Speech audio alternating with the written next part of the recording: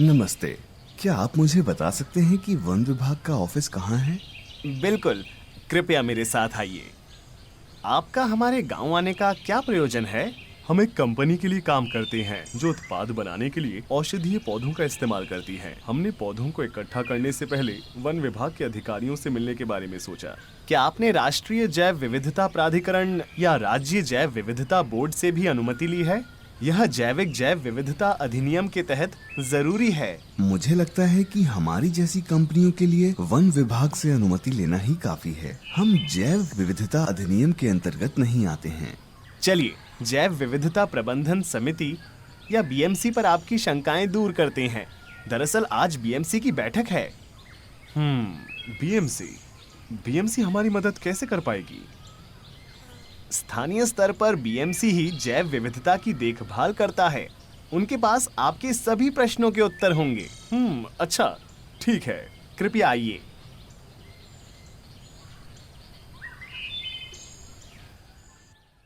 गिरधर चाचा, जो इस बीएमसी के अध्यक्ष हैं, एक प्रतिष्ठित बागवानी विशेषज्ञ हैं। इन सज्जनों को स्पष्ट तौर पर मालूम नहीं है कि क्या जैव विविधता अधिनियम इनकी कंपनी को प्रभावित करता है। हमें आपकी समिति के कामकाज और इस अधिनियम के बारे में मालूम नहीं है। महोदय, चलिए मैं इसके बारे में बताता हूँ। यह अधिनियम राष्ट्रीय स्तर पर राष्ट्रीय जैव विविधता प्राधिकरण, राज्य स्तर पर राज्य जैव विविधता बोर्ड और स्थानीय स्तर पर जैव विविधता प्रबंधन समिति के माध्यम से लागू किया जा रहा है।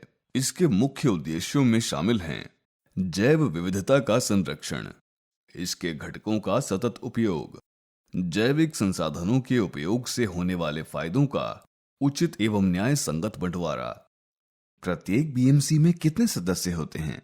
प्रत्येक बीएमसी में 7 सदस्य होते हैं, जिसमें 1/3 सदस्य महिलाएं होती हैं और कम से कम 1 सदस्य अनुसूचित जाति या जनजाति से संबंधित होते हैं।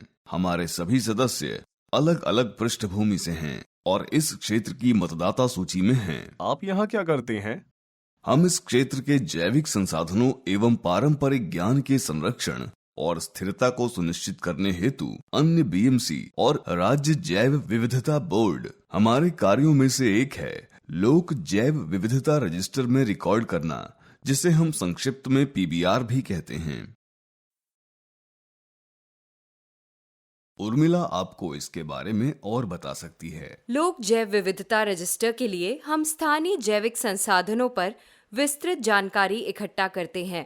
उदाहरण के लिए उनकी उपलब्धता, उनका औषधीय मूल और उनसे जुड़ी अन्य पारंपरिक जानकारी। हाँ, हम पीबीआर में जैविक संसाधनों की उपलब्धता का रिकॉर्ड भी रखते हैं। राष्ट्रीय जैव विविधता प्राधिकरण और राज्य जैव विविधता बोर्ड उन आवेदनों पर हमसे सलाह लेते हैं जो आप जैसी कंपनियां उनको जमा करती हैं। संसाधन की उपलब्धता के आधार पर हम फैसला लेते हैं कि हम संग्रह के लिए अनुमति दे सकते हैं या नहीं। हम अपने क्षेत्र से जैविक संसाधनों को ले जाने हेतु कुछ शर्तें निर्धारित कर सकते हैं एवं शुल्क भी ले सकते हैं। निश्चित रूप से कुछ जैविक संसाधन हैं जिन्हें इनसे अलग रखा गया है। आप अधिक जानकारी हेतु राष्ट्रीय जैव विविधता प्राधिकरण और राज्य जैव विविधता बोर्ड की छूट सूची को देख सकते हैं। धन्यवाद, मैं यह करूंगा। लेकिन इस प्रक्रिया से आपके लोगों को क्या फायदा होता है? जैसा कि आप जानते हैं सर, हमारा जीवन और हमारी जीवन शैली हमारे आसपास की प्रकृति से घनिष्ठता से जुड़ी हुई है। इसलिए ये उचित है कि हमें अपने संसाधनों और उनसे संबंधित जानकारी को दूसरों को इस्तेमाल करने देने के लिए लाभ का हिस्सा मिले। चलिए मैं आपको दिखाता हूं। हमने इनका निर्माण उस कंपनी से प्राप्त लाभों से किया है जिसने एक औषधीय पौधे से पैसा कमाया है, जिसे हम पारंपरिक रूप से डेंगू के इलाज के लिए इस्तेमाल करते थे।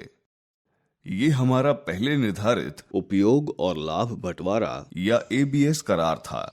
उन पौधों तक पहुंच के बदले हमें कुछ लाभ प्राप्त हुए। बहुत अच्छे। सभी जानकारी के लिए आपका धन्यवाद।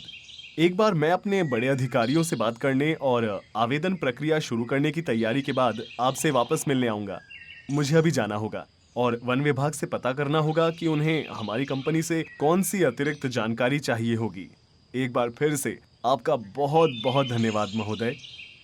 अच्छा चाचा, क्या केवल जंगल ही हमारी जैविक विविधता का हिस्सा है?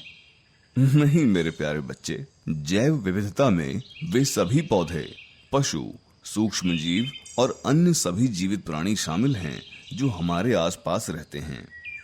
लेकिन क्या आपको लगता है कि केवल जैविक संसाधनों के उपयोग पर नियंत्रण रखना और रजिस्टर में रिकॉर्ड करना काफी है? जब हमारे पास रिकॉर्ड हो तो हम जान पाएंगे कि किन प्रजातियों का संग्रह किया गया है, कौन सी प्रजातियां खतरे में है, और ये भी कि हम उनका संरक्षण करने और उनका उपयोग करने की पूरी कोशिश कैसे कर सकते हैं। हमारे संसाधनों के अनाधिकृत शोषण को रोकने के लिए इन सभी को जैविक विविधता अधिनियम में शामिल किया गया है। इसके अतिरिक्त ये अधिनियम सुनिश्चित करता है कि जैव विविधता संरक्षित है और लोगों की आजीविका और कल्याण के लिए उपयोग की जा सकती है। इस तरह से हमारे बच्चे आने वाले कई वर्षों तक इसका लाभ उठा सकते हैं। यह सरकार द्वारा एक सराहनीय प्रयास है। मेरा ज्ञान बढ़ाने के लिए और अपना बहुमूल्य समय देने के लिए धन्यवाद।